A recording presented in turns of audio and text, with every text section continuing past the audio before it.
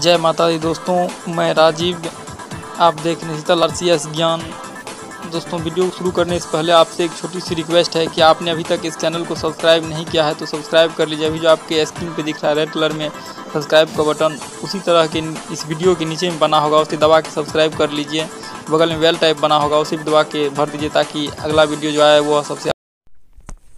जय माता दी दोस्तों, मैं राजीव हूं। आज फिर से आप लोगों के लिए एक बहुत ही बेहतरीन वीडियो लेके आया हूं। इस वीडियो में हम सब जानेंगे कि IAS की तैयारी कब से शुरू करनी चाहिए।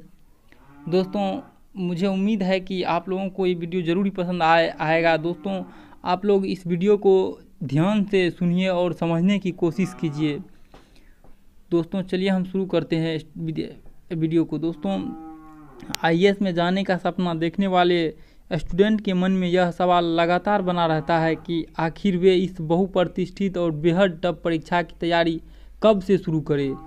दोस्तों, सच कहे तो ज़िंदगी के तमाम महत्वपूर्ण प्रश्नों की तरह इस प्रश्न का भी कोई निश्चित सरल और सीधा उत्तर नहीं है।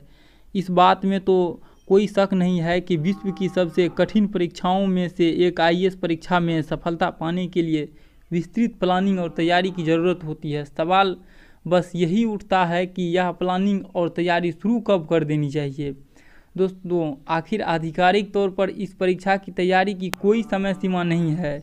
इस बात को लेकर कायम भ्रम तब और बढ़ जाता है जब हर साल इस परीक्षा के टॉपर्स अपनी तैयारी संबंधित अलग अलग बयान देते हैं। दोस्तों, एक और ऐसे टॉपर्स हैं जिन्होंने 10वीं से ही इस परीक्षा के लिए खुद को तैयार करना शुरू कर दिया था। वहीं दूसरी ओर ऐसे लोग भी देखे गए हैं जिन्होंने ग्रेजुएशन के बाद महज 1 साल तैयारी करके पहले ही प्रयास में बाजी मार ली। दोस्तों, ऐसे में अनेक भावी स्टूडेंट गलतफहमी में पड़ जाते हैं कि वे इनमें से किसका अनुसरण करें, कौन सी रणनीति अपनाएं। मोटे तौर पर देखा जाए तो इस परीक्षा की तैयारी का कालखंड 3 भागों में बांटा जा सकता है। दोस्तों, स्कूल स्तरीय तैयारी, ऐसे विद्यार्थी जिनके परिवार में ही एक या अधिक IAS अधिकारी हुए हैं अक्सर स्कूल के समय से ही इसकी तैयारी करना शुरू कर देते हैं। दोस्तों, इस अप्रोच के फायदे और नुकसान दोनों हैं। इसमें कोई शक नहीं है कि इतनी जल्दी तैयारी शुरू कर देने से एक मजबूत नींव बन जाती है। दोस्तों, स्टूडेंट NCERT की स्कूली किताबें विस्तार से पढ़ना शुरू कर सकते हैं। ये किताबें IAS में सफलता प्राप्ति के लिहाज से किसी धर्म ग्रंथ से कम नहीं मानी जाती है। इन्हें पढ़कर दोस्तों आप IAS परीक्षा में कवर होने वाले सारे टॉपिक्स को अच्छी तरह से जान समझ सकेंगे।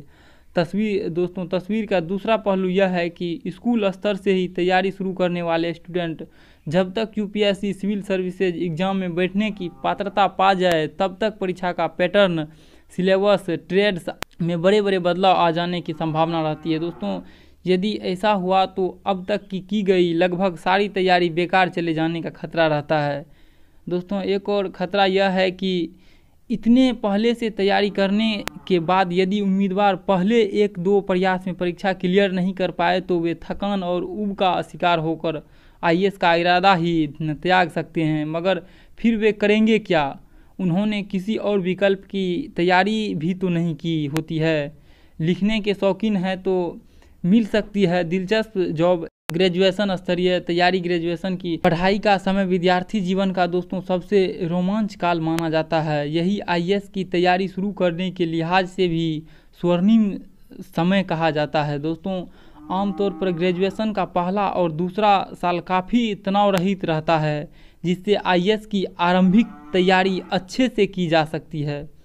दोस्तों, यह तैयारी सेल्फ स्टडी के रूप में भी की जा सकती है और किसी कोचिंग क्लास के जरिए भी। इस परीक्षा के लिए न्यूनतम शैक्षणिक योग्यता ग्रेजुएशन ही है।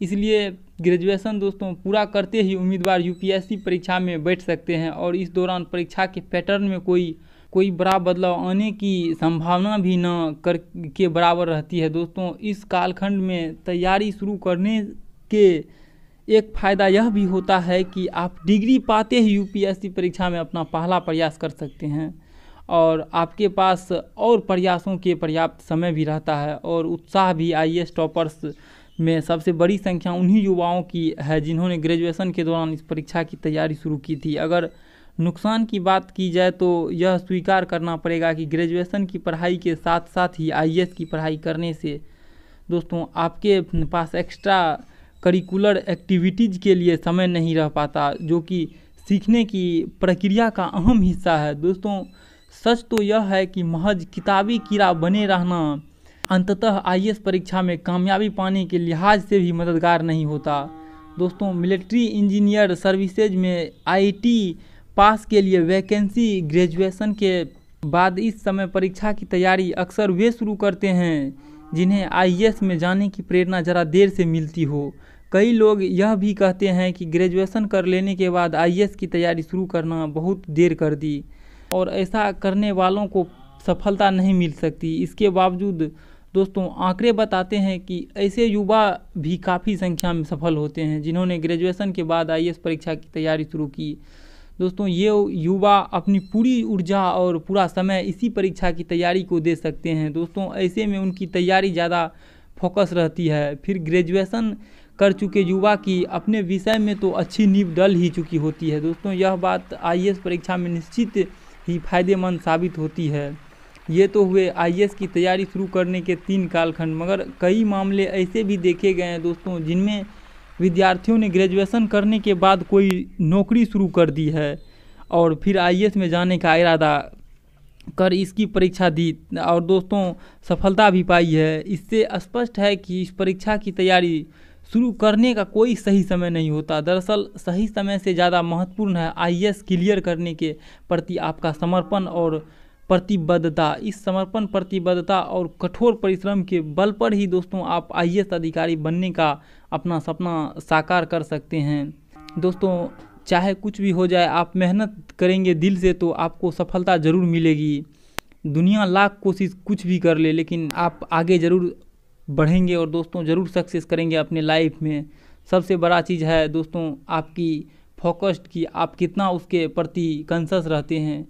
तो दोस्तों मैं उम्मीद करता हूं कि आज का वीडियो आप लोगों को पसंद आया होगा। दोस्तों पसंद आया है तो इस वीडियो को लाइक करें और इस चैनल को सब्सक्राइब करें। दोस्तों शेयर करना तो ना भूलें दोस्तों, क्योंकि इससे और भी कुछ स्टूडेंट्स का हेल्प हो पाए। तो दोस्तों जय हिंद, जय भारत, जय माता दी।